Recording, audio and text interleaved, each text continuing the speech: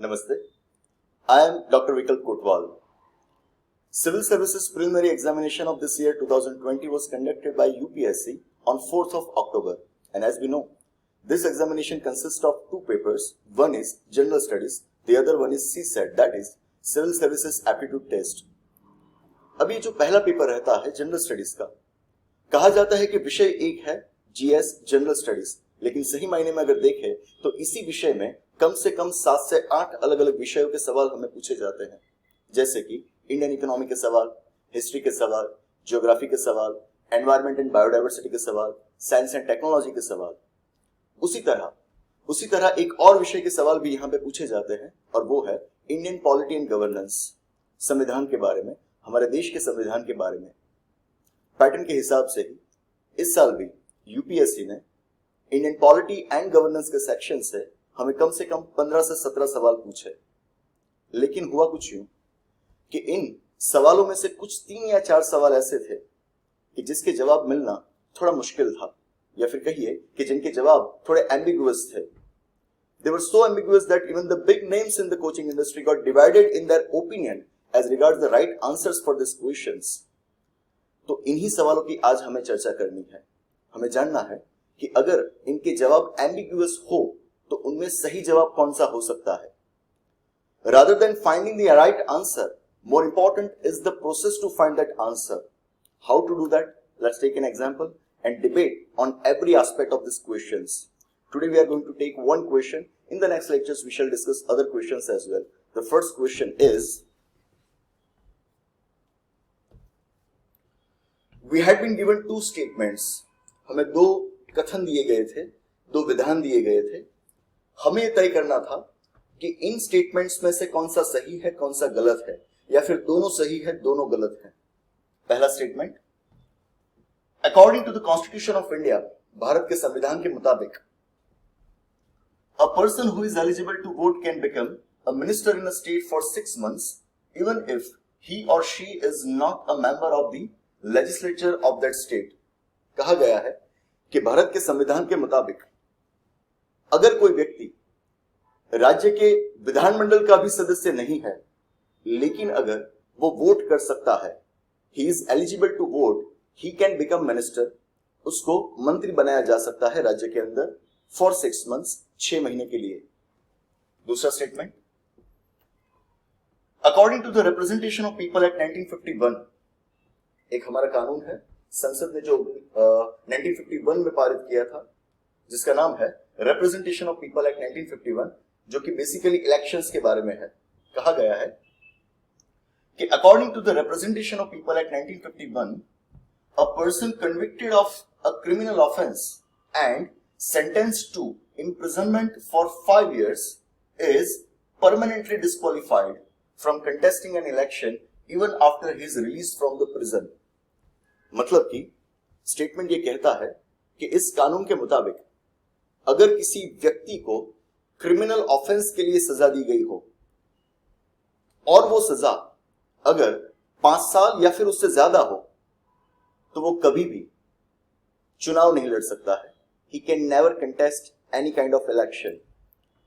Now, हमें तय करना है कि इसमें से सही कौन है, इनमें से गलत कौन है।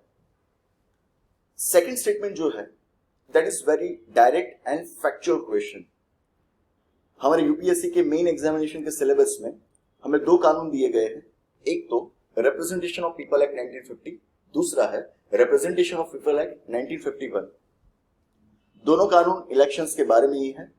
They have relation with part 15 of the Constitution, तो वो आपको पढ़ना ही है। 1951 का कानून जब हम पढ़ते हैं तो हमें उसमें से ये प्रोविजन मिलता है कि अगर किसी व्यक्ति को क्रिमिनल ऑफेंस के लिए कन्विक्ट किया गया हो और उसको 2 साल या फिर उससे ज्यादा वक्त के लिए सजा की गई हो, he stands disqualified from contesting election then. मतलब कि सही मायने में प्रावधान 5 साल का नहीं है, वहां पे प्रावधान है 2 साल का। साथ ही साथ वहां पे कहा गया है कि ऐसा कोई व्यक्ति कि जिसको 2 साल या फिर उससे ज्यादा वक्त की सजा हुई हो, after he completes his imprisonment, his sentence, एक बार उसकी सजा खत्म हो जाए, 6 years after that he can contest the election, मतलब उसके 6 साल बाद वो अगर चाहे तो चुनाव लड़ सकता है। यहां पे हमें क्या कहा गया है? He can not contest elections ever, he permanently stands disqualified from contesting the election. तो दोनों सूरतों में अगर हम देखें तो ये स्टेटमेंट गलत ही है, उसके बारे में कोई भी दूसरा ओपिनियन नहीं आ सकता क्योंकि ये फैक्चुअल डिटेल है। अभी हमारे सामने एक से ज्यादा अगर ओपिनियंस किसी स्टेटमेंट के बारे में आए हो तो वो है द फर्स्ट स्टेटमेंट कि जिसमें लिखा गया है कि हमारे संविधान के मुताबिक अगर कोई व्यक्ति राज्य के विधानमंडल का सदस्य नहीं है, फिर भी अगर वो वोट देने के लायक है तो वो मिनिस्टर बन सकता है। He can be appointed as the minister for 6 months। अभी इस स्टेटमेंट के बारे में समझने के लिए वो सही है या गलत है उसको तय करने के लिए हमारे संविधान में क्या अलग अलग प्रावधान दिए गए हैं, पहले हम उनको पढ़ते हैं। उसी के आधार पर हम तय कर पाएंगे कि इस स्टेटमेंट को सही कहना चाहिए या फिर गलत कहना चाहिए। Let's see some of the provisions of our constitutions. First, this is Article 58 of our Constitution, that is in Part 5 of the Constitution। हमारे संविधान में जो 5वां भाग है उसका ये एक अनुच्छेद है Article 58, जिसमें हमें दिए गए हैं qualifications for election as the president. आप जानते ही होंगे कि we are a democratic republic, और डेमोक्रेटिक रिपब्लिक होने की वजह से हमारे यहां जो हेड ऑफ द स्टेट है प्रेसिडेंट, उनके लिए चुनाव होता है। It is not a hereditary position. राष्ट्रपति के लिए चुनाव होता है, वो चुनाव के लिए एक अनुच्छेद दिया गया है 54। लेकिन उस इलेक्शन में अगर कोई व्यक्ति खड़ा रहना चाहता है, वो वहां पे इलेक्शंस कंटेस्ट करना चाहता है, तो उसके पास क्या क्या क्वालिफिकेशंस होने चाहिए, वो क्वालिफिकेशंस हमें दिए गए हैं आर्टिकल 58 के अंदर, जो आपने पढ़े ही होंगे कि he should be a citizen of India, his minimum age should be 35 years etcetera. तो वो सारे क्वालिफिकेशंस आर्टिकल 58 में प्रेसिडेंट के इलेक्शंस के लिए दिए गए हैं। उसके बाद one more article is there in part 5, that is article 66।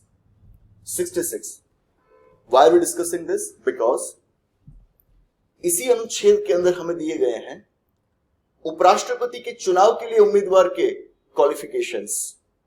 जैसे हमने पहले देखा आर्टिकल 58 में कि अगर राष्ट्रपति का चुनाव होता है तो उसके अंदर उम्मीदवार के पास क्या क्या क्वालिफिकेशंस होने चाहिए, उसी तरह उपराष्ट्रपति के चुनाव के अंदर जो उम्मीदवार खड़ा रहता है उसके पास क्या क्या क्वालिफिकेशंस होने चाहिए, they have been given in article 66। Then there is one more article in part 5, that is 124, अनुच्छेद 124, कि जिसके अंदर हमें दिए गए हैं सुप्रीम कोर्ट के जज बनने के लिए क्वालिफिकेशंस। प्रेसिडेंट किस व्यक्ति को सुप्रीम कोर्ट के जज के तहत अपॉइंट कर सकते हैं, इस पद पर उनको नियुक्त कर सकते हैं, उनके अंदर कौन कौन से क्वालिफिकेशंस होने चाहिए, ये हमें आर्टिकल 124 में दिए गए हैं।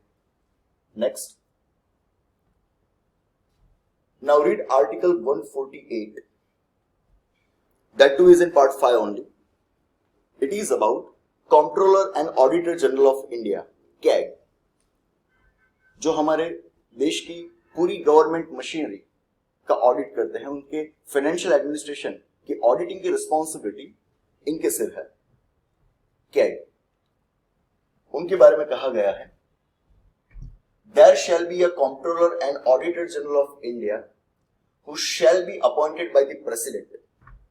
कहा गया है कि हमारे देश के लिए एक कैग होंगे जिनको नियुक्त किया जाएगा भारत के राष्ट्रपति के द्वारा। That's it.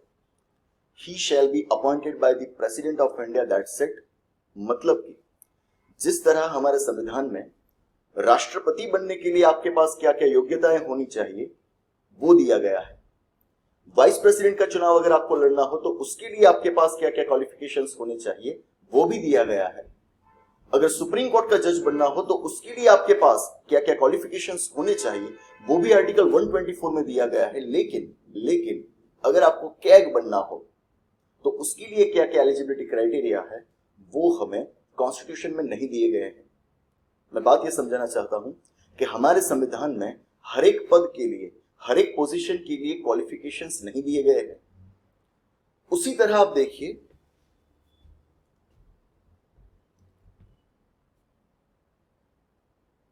Article 75 of the constitution that is about ministers of the central government. केंद्र सरकार के जो मंत्री रहेंगे उन मंत्रियों के बारे में, उन मंत्री परिषद के बारे में हमें आर्टिकल 75 कॉन्स्टिट्यूशन में दिया गया है। यह कहता है the prime minister shell be appointed by the president and the other ministers shell be appointed by the president on the advice of the prime minister. मतलब कि देश के जो प्रधानमंत्री रहेंगे उनको राष्ट्रपति द्वारा नियुक्त किया जाएगा और उनकी सलाह के आधार पर, on the basis of his advice, राष्ट्रपति और केंद्रीय मंत्रियों को नियुक्त करेंगे। मतलब कि यहां पे भी आप देख सकते हैं कि कैग की तरह ही प्राइम मिनिस्टर और सेंट्रल गवर्नमेंट के जो मिनिस्टर्स रहते हैं उनके लिए हमारे संविधान में कोई भी क्वालिफिकेशंस तय नहीं किए गए हैं। यहां पे कोई भी क्वालिफिकेशंस तय नहीं किए गए हैं। मतलब कि प्रेसिडेंट के लिए हमारे कॉन्स्टिट्यूशन के अंदर क्वालिफिकेशंस हैं, प्राइम मिनिस्टर के लिए नहीं है। सुप्रीम कोर्ट के जज के लिए क्वालिफिकेशंस है, लेकिन मिनिस्टर्स के लिए कोई भी क्वालिफिकेशंस नहीं है। That's true, that's true. There are no qualifications mentioned for the post of prime minister और other ministers of the central government in the constitution. No qualifications means no age related qualifications. उम्र के बारे में भी यहां पे कोई भी क्वालिफिकेशन नहीं मांगा गया है। Very important. काफी सारे लोग ये सोचते हैं कि अगर प्रधानमंत्री बनना हो या फिर कोई भी मिनिस्टर बनना हो तो उम्र कम से कम 25 साल होनी चाहिए। That's wrong belief, that's wrong assumption, because as you can see there is no qualification mentioned for the prime minister or other ministers. This age related qualification is meant for the members of parliament. The members of parliament, हमारी संसद कि जिसमें दो सदन तैयार किए गए हैं, लोकसभा और राज्यसभा। कहा गया है आर्टिकल 84 के अंदर कि अगर कोई व्यक्ति लोकसभा का सदस्य बनना चाहता है तो उसकी उम्र कम से कम 25 साल होनी चाहिए, और अगर कोई व्यक्ति राज्यसभा का सदस्य बनना चाहता है तो उसकी उम्र कम से कम 30 साल होनी चाहिए। Mind my words, this age related qualifications are for the members of parliament, not for the ministers और प्राइम मिनिस्टर। ज्यादातर होता यूं है कि जो कोई व्यक्ति भारत की संसद का सदस्य हो, जिसकी पार्टी ने मेजोरिटी हासिल की हो लोकसभा इलेक्शंस के अंदर, उसी को प्रेसिडेंट, देश का प्रधानमंत्री घोषित करते हैं, उसको अपॉइंट करते हैं प्रधानमंत्री के तौर पर। लेकिन यह जरूरी नहीं है। अगर कॉन्स्टिट्यूशन के हिसाब से हम चले तो it is not required that only that person who is the member of parliament has to be appointed as the president, has to be appointed as the prime minister of the country. आपने इस प्रावधान के बारे में भी सुना होगा कि ऐसा कोई व्यक्ति कि जो दोनों सदनों में से एक भी सदन का सदस्य नहीं है, उसको भी अगर प्रेसिडेंट चाहे तो प्राइम मिनिस्टर बना सकते हैं। दी ओनली कंडीशन इज, शर्त सिर्फ इतनी है कि अपॉइंटमेंट के 6 महीने के अंदर उसको लोकसभा या फिर राज्यसभा दोनों में से किसी एक सदन का सदस्य बनना होगा। He is required to become a member of either of the two houses within 6 months of his appointment. Now, हम एक एग्जाम्पल लेके इसके बारे में एक कल्पना करते हैं, एक लीगल फिक्शन हम तैयार करते हैं। यह समझना काफी आसान है कि अगर कोई मान लीजिए कि 27 साल का व्यक्ति है, वो संसद के किसी भी गृह का, किसी भी सदन का सदस्य नहीं है, फिर भी प्रेसिडेंट ने उनको प्राइम मिनिस्टर या फिर मिनिस्टर बना दिया। उसकी अपॉइंटमेंट के 6 महीने के अंदर उसको दोनों में से किसी एक सदन का सदस्य बन जाना है। अभी उसकी उम्र ही 27 साल है, तो वो राज्यसभा का सदस्य बनने के लिए तो एलिजिबल है ही नहीं। लेकिन हाँ, उसकी उम्र 25 साल से ज्यादा है, मतलब कि वो लोकसभा का सदस्य बनने के लिए एलिजिबल है। He can become member of Lok Sabha. Quite possible that within that span of 6 months, वो 6 महीने के अंदर लोकसभा की कोई सीट खाली हो वहां पे बाय इलेक्शन हो और ये जो कैंडिडेट है he contests the election and he wins within that stipulated time frame of 6 months, so obviously he would continue as the minister, क्योंकि वो 6 महीने के अंदर एक गुरु का सदस्य बन गया जो कि है Lok Sabha. This is very easy example to understand. But now let's take another example. Imagine कोई व्यक्ति है कि जिसकी उम्र 25 साल से कम है. मान लीजिए कि किसी व्यक्ति की उम्र 24 साल 11 महीने है, मतलब कि अभी तक 25 साल पूरे नहीं हुए, एक महीना अभी भी बाकी है. ऐसे किसी व्यक्ति को प्रेसिडेंट ने मिनिस्टर के तौर पे अपॉइंट किया. क्या वो कर सकते हैं? श्योरली कर सकते हैं, क्योंकि हमने अभी ही देखा कि मिनिस्टर बनने के लिए कोई एज का क्वालिफिकेशन नहीं मांगा गया है. हो सकता है कि that person is so talented that Prime Minister has full faith in him, or we should say that he is having political favor, कि 25 साल से कम उम्र होने के बावजूद लोगों को उनमें इतना भरोसा है कि ये मिनिस्टर के तौर पे अपनी रिस्पॉन्सिबिलिटी को अच्छी तरह से निभा पाएंगे. So everyone has trust in him, so they want him to perform the duties of the minister. तो प्राइम मिनिस्टर ने उनका नाम रेकमेंड किया, प्रेसिडेंट ने उनको अपॉइंट कर दिया. 24 साल 11 महीने उनकी उम्र है. He has to become member of either of the two houses within the period of 6 months. He cannot become the member of Rajya Sabha because राज्य सभा का सदस्य बनने के लिए उनकी उम्र कम से कम 30 साल होनी चाहिए. 6 महीने में तो वो 30 साल के नहीं होंगे, तो राज्यसभा का ऑप्शन ही निकल जाता है. अभी बात रही लोकसभा की. लोकसभा का सदस्य बनने के लिए उम्र होनी चाहिए कम से कम 25 साल. He is going to turn 25 within 1 month. एक महीने के बाद उनकी उम्र 25 साल हो जाएगी. एक महीना गुजर गया, वो 25 साल के हो गए, मतलब कि अब वो कम से कम लोकसभा का चुनाव तो लड़ सकेंगे. At least he can contest that election. मान लीजिए कि अब बाकी जो 5 महीने बचे हैं उस दरमियान लोकसभा की कोई एक seat, that seat falls vacant, वो सीट खाली हो जाती है. या फिर मानिए कि डेलिबरेटली उनकी जो पार्टी है, उनकी जो पॉलिटिकल पार्टी है, वो अपने ही किसी लोकसभा के सदस्य को कहती है कि you resign from your post, you Venkat that seat, और ऐसे करके वो सीट वैकेंट हो जाती है. अब मान लीजिए कि उसी सीट के लिए इन्हीं 5 महीनों के अंदर इलेक्शन का आयोजन किया जाता है, बाय इलेक्शन का आयोजन किया जाता है, और उसी इलेक्शन के अंदर हमारे ये जो कैंडिडेट है जिनको 25 साल से कम की उम्र होने के बावजूद मिनिस्टर बनाया गया था, मान लीजिए कि वो ये बाय इलेक्शन कंटेस्ट करते हैं. Eventually he wins as well. The whole procedure gets completed within that span of 5 months. 5 महीने के अंदर ये सारी की सारी प्रक्रियाएं निपट जाती हैं. What does it mean? Now he is the member of Lok Sabha. Now he is the member of Lok Sabha. He has satisfied that criterion. उन्होंने वो जो क्राइटेरियन दिया गया था उसको सेटिस्फाई कर लिया है. उनको रिजाइन नहीं करना पड़ेगा, उनको निकाला भी नहीं जाएगा. He will continue to serve as the minister. वो मंत्री के तौर पे काम करना चालू रखेंगे. दैट्स माय पॉइंट कि हमारे कॉन्स्टिट्यूशन में संसद के किसी सदन का सदस्य बनने के लिए ये एज क्वालिफिकेशंस दिए गए हैं, ना कि मिनिस्टर बनने के लिए. It is very wrong, completely wrong to believe that 25 years is the minimum age qualification to become any minister. This applies to central government. This equally applies to state governments as well. अगर आप देखोगे तो part 6 के अंदर राज्यों की सरकारों के बारे में भी यही प्रावधान दिए गए हैं.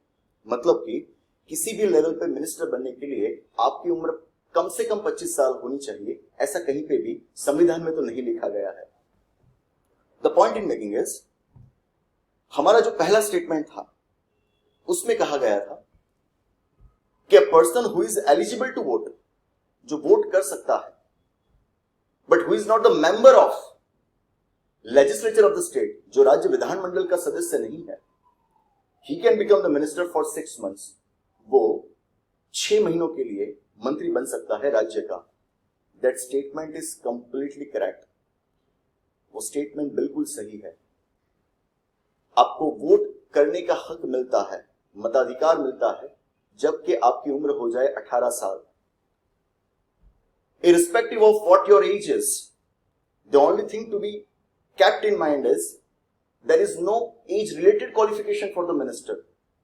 आपकी उम्र 18 साल हुई या फिर ना हुई, कॉन्स्टिट्यूशन के हिसाब से प्रेसिडेंट या फिर स्टेट के अंदर गवर्नर आपको मिनिस्टर के तौर पे अपॉइंट कर सकते हैं.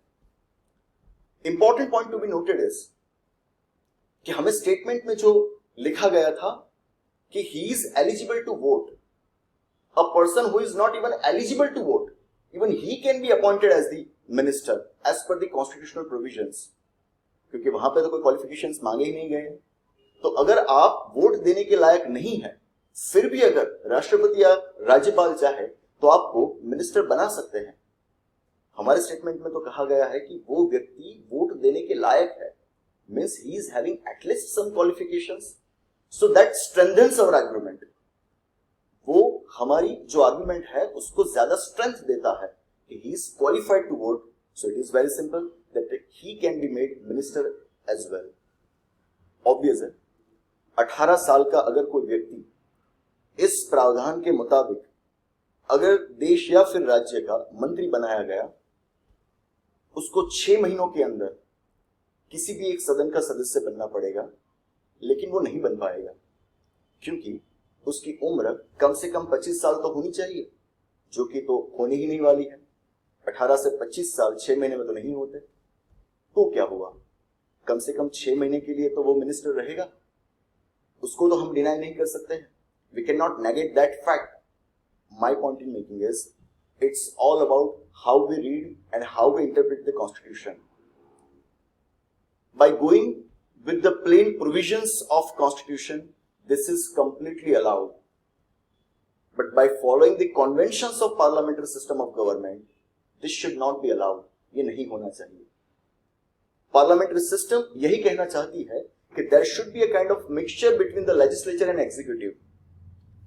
जो लेजिस्लेटिव ऑर्गन होता है स्टेट का और साथ ही साथ जो एग्जीक्यूटिव ऑर्गन होता है, उन दोनों में एक तरह का मिक्स्ड पावर्स, और you can say that there is lack of complete separation of powers, there is mixture of powers between the legislature and executive. दोनों को आप बिल्कुल अलग नहीं देख सकते हो. तो it is expected that the people who are there in political executive, they should be the members of legislature as well. वो होना चाहिए, but that's the convention not fully applicable when we read that with the provisions of our constitution. Ideally it should be there, but it is not mandatory. और इसी चीज का प्रमाण देने के लिए मैं आपको एक और चीज दिखाऊंगा, and that is some findings, some notings from the book of Mr. M.P. Jain. Constitutional law पर उनकी बहुत एक बड़ी सी किताब है इंडियन कॉन्स्टिट्यूशन के बारे में. वो एमपी जैन जी की जो किताब है उसके अंदर इस तरह के हमें ऑब्जर्वेशंस दिए गए हैं. मींस उन्होंने कहा है कि while the constitution prima facie appears to confer unfettered discretion on the president to appoint whomsoever he likes as the prime minister, in practice it is not so. मतलब कि उन्होंने भी यही ऑब्जर्वेशन का स्वीकार किया है कि कॉन्स्टिट्यूशन का रीडिंग करते वक्त हमारे दिमाग में ये इंप्रेशन क्रिएट होगी और हो ही सकती है कि प्रेसिडेंट चाहे उस व्यक्ति को प्राइम मिनिस्टर के तौर पर अपॉइंट कर सकते हैं, लेकिन एक्चुअली ऐसा वो करते नहीं है. मतलब कर तो सकते हैं, करते नहीं है, वो बात अलग है. उसी तरह उन्होंने कहा है कि there is no condition that only a member of the house of parliament can be appointed as prime minister. जरूरी नहीं है कि जो संसद का सदस्य है उसी को प्रधानमंत्री बनाया जाए. A non member, even a member of state legislative assembly may be appointed as the prime minister. मतलब कि वो कहते हैं, उन्होंने एक एग्जांपल दिया है कि जो संसद के किसी भी गृह का सदस्य ना हो, स्टेट लेजिस्लेटिव असेंबली का मेंबर हो, उसको भी अगर आप चाहो तो प्राइम मिनिस्टर बना सकते हो. There is no restriction on that. The only condition is within 6 months of that appointment he will have to become member of one of the houses of the parliament. In this case यहां पे उसको state legislative assembly की उनकी जो seat है उसको छोड़ना पड़ेगा, because at the same time you cannot have membership of both parliament as well as state legislature, तो अगर आपको प्राइम मिनिस्टर के तौर पे अपॉइंट किया गया है तो within 6 months you will have to get elected into one of the houses of the parliament. At the same time you will have to resign from your seat in the state legislative assembly. That's simplest clarification, that's the simplest interpretation. My point in making is that when we are reading the constitution, where we are trying to interpret it, we have to consider the fact that a particular provision is given for which position. Most of the time we fail to differentiate between the two, that whether it is about the minister or whether it is about the member of legislature. What we were asked was about minister, not about becoming a member of the legislature. और ये बात बिल्कुल नई भी नहीं है. इसका एक और प्रमाण मैं आपको देता हूं कि आज से कुछ 3 या 4 साल पहले यूपीएससी का एक और एग्जाम हुआ करता था, जो था CAPF, assistant commandant examination, central arm police forces assistant commandant examination, जो कि अब हमारे सिविल सर्विस एग्जामिनेशन के साथ मर्ज हो गया है. वो अभी सेपरेटली नहीं लिया जाता. शायद 2015 या 16 का उसका पेपर था प्रिलिमिनरी एग्जामिनेशन का. उसमें इसी तरह हमें स्टेटमेंट दिए गए थे, जिसमें से हमें जज करना था कि कौन सा सही है कौन सा गलत है. उन्हीं में एक स्टेटमेंट रखा गया था कि in order to become prime minister of India a person's age should be minimum 25 years. मतलब कि वहां पे कथन दिया गया था कि अगर कोई व्यक्ति इस देश का प्रधानमंत्री बनना चाहता है तो उसकी उम्र कम से कम 25 साल होनी चाहिए. यू चेक दैट पेपर 15 और 16 समवेयर. और उसी के साथ यूपीएससी के आंसर की भी आप देखिए. यूपीएससी ने अपनी आंसर कीज में इस स्टेटमेंट को गलत ठहराया था. My point in making is, this is not the first time that we have been asked such a question. In the past as well, such dilemma had been created. It's not a dilemma. Straightforward, अगर आप इसका interpretation constitution का करने जाओगे तो आपको भी ये बात समझ में आ ही जाएगी. My point in making is, ultimately we have to rely upon the interpretation of the constitution that we understand till Supreme Court interprets constitution otherwise. जब तक कि सुप्रीम कोर्ट कोई अलग इंटरप्रिटेशन हमें नहीं देता है, तब तक संविधान का एक कॉमन अंडरस्टैंडिंग से हमें इंटरप्रिटेशन करना है. संविधान सभा की डिबेट्स आप देखोगे, कॉन्स्टिट्यूंट असेंबली की डिबेट्स आप देखोगे, तो उसमें भी इस प्रोविजन को 6 months का जो प्रोविजन लिखा गया है, उस 6 months के प्रोविजन के बारे में भी डिबेट हुई थी. और वहां पे खुद डॉक्टर आंबेडकर जी ने इस प्रावधान को समर्थन दिया था. उनका भी ये मानना था कि there might arise some extraordinary circumstances where it would not be that prudent, that appropriate to make some member of legislature as the minister. कि हो सकता है कि कुछ ऐसी एक्स्ट्राऑर्डिनरी सिचुएशन हमारे सामने हो कि जहां पे लेजिस्लेचर का कोई सदस्य हो, उसको मंत्री बनाना हमारे लिए ठीक ना हो. तो तब आप इस प्रावधान का इस्तेमाल करिएगा कि जहां पे सदस्य न हो ऐसे भी किसी व्यक्ति को आप मिनिस्टर बनाइए. 6 महीने के अंदर उसको सदस्य बनना होगा लेजिस्लेचर का. इस प्रावधान का समर्थन आंबेडकर जी ने भी किया हुआ था. ये चीजें हमारे आसपास हो ही रही है. जैसे कि जुलाई अगस्त के आसपास की ही बात है, मध्य प्रदेश में राज्य सरकार के अंदर जो कोई भी पॉलिटिकल क्राइसिस वहां पे हुई थी, उसके बाद अगर आपने देखा हो तो out of the total state ministers almost 41% ministers were there who were not the members of Madhya Pradesh Legislative Assembly. Madhya Pradesh सरकार के अंदर जो कुल मिला के सभी जो मिनिस्टर्स थे, उनमें से 41% मिनिस्टर्स वर देयर ऐसे थे जो मध्य प्रदेश की जो विधानसभा है उसके सदस्य ही नहीं थे. तो बहुत बड़ी पॉलिटिकल क्राइसिस हुई थी.